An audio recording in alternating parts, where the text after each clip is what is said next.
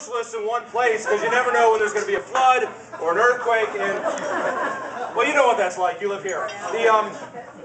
I actually drove all the way to Grand Junction to be part of welcoming our president to Colorado today as he came to socialize healthcare. And I've always looked for glimmers of hope with our president because you got to look for the positive, and I think I saw some. There are some seriously wonderful qualities, and this happened when I got stuck behind the presidential motorcade. I was actually trapped for an hour waiting to get on I-70 to get back up here, and I saw the motorcade, and Lord knows, I counted, literally, 12 Chevy Suburbans in the motorcade. This man's moving in the right direction. Now, he needs the SUVs, but of course, he doesn't understand our need for them. And it was amazing. It was amazing. I spoke in front of, and Josh Benry was there as well, about 3,000 people who gave their time today to say, please, put our health care first. And it's great to see this incredible fire bubbling up from the grassroots, the astroturfing. And what's so wonderful is we see all these great homemade signs of people holding up about fiscal policy, about health care. And these are made out of crayons and magic markers.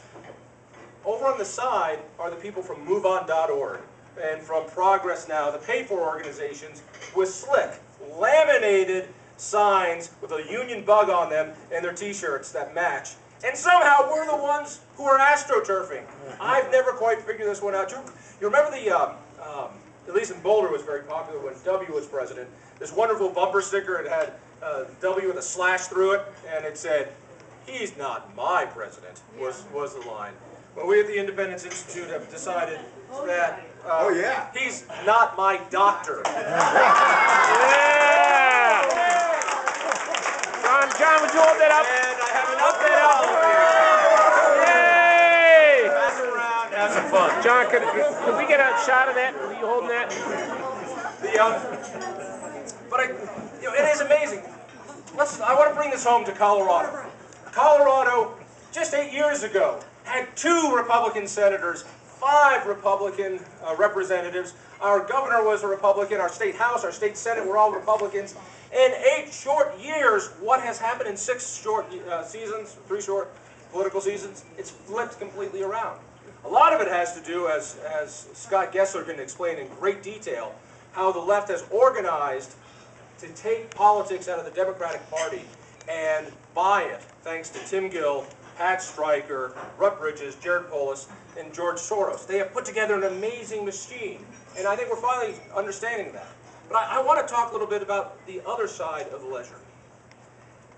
Let me start off by this, and it came to me when I've got a 6-year-old daughter. She's the apple of my eye. She leads me around on a string. She's everything to me. And one day, in front of her mother, she said, her mother, my wife, said, "Shoot," in front of my daughter. And my beautiful daughter, Piper, looked at her and said, "Mommy, that's a naughty word. You're not supposed to use that word." To which my wife said, "Oh, no, honey. You can say shoot, that's okay. It's the other word you can't say." In which case, my daughter, her eyes open, looked up and said, "You mean fuck?"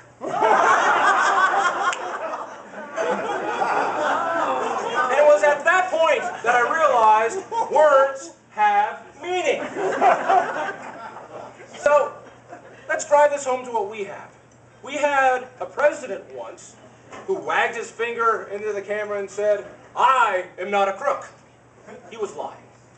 We had a president who looked into the camera and said, "I did not have sex with that woman." He lied. We had a president who wagged his finger into the camera and said, "Read my lips, no new taxes." He is lying. And today we have a president who wags his finger and lectures us, "If you like your health plan now, you will be able to keep it." He's lying. He's lying. Words have meaning. I'd like to focus for a moment on what we have on our side. Why is it after 6 short years we've flipped completely the other way? Well, yes, we can talk about the Democratic plan, and it's worth dissecting to see what they did right and emulate that. But let's look at us. something happened here. What we found out with Republicans is words do not have meaning. Let me put it this way. We weren't let down by Republicans when they were in power. We were betrayed by Republicans when they were in power. And my message is not a happy one to deliver, but I think somebody has to say it. Now, what is it that brings us together as Republicans? Well, I would hope after this large tent we might have different feelings on all sorts of social issues, but when it comes down to it, Republicans believe the size and scope of government must shrink, not grow. That's not what happened. Here in Colorado, we had the House, we had the Senate, we had the governor's office. Did we get right to work, paycheck protection, universal vouchers? Did we get competitive contracting? Did we get personnel reform? No. We got none of this when our team was in control. What did we get? A Republican Party that did not stand up when Amendment 23 was put on the ballot, which was guaranteed to bust our budget. We had a Republican governor who endorsed poking a hole in the Taxpayer Bill of Rights, knowing it would lead us to another financial hole. We had a Republican Party that passed 19 special interest tax breaks on businesses that would get that Tabor money before the citizens got their Tabor money. So when it was time to go to the ballot in 2005, people would say, well, I'm only going to give up $70. Well, in fact, per person, you were giving up about $500. But it was all siphoned off to special interest tax deductions. My very favorite was a permanent tax deduction for the producers of bull semen. You realize that the producers of bull semen are more important than rank-and-file citizens of Colorado because they've got the Republicans here. But let's go out to Washington instead, where I thought words had meaning. George Bush was able to tee up the ball for our new president, and his socialist plans. Our President George Bush, under his watch, the size of government grew at a faster rate than when LBJ was president. Let me say this again.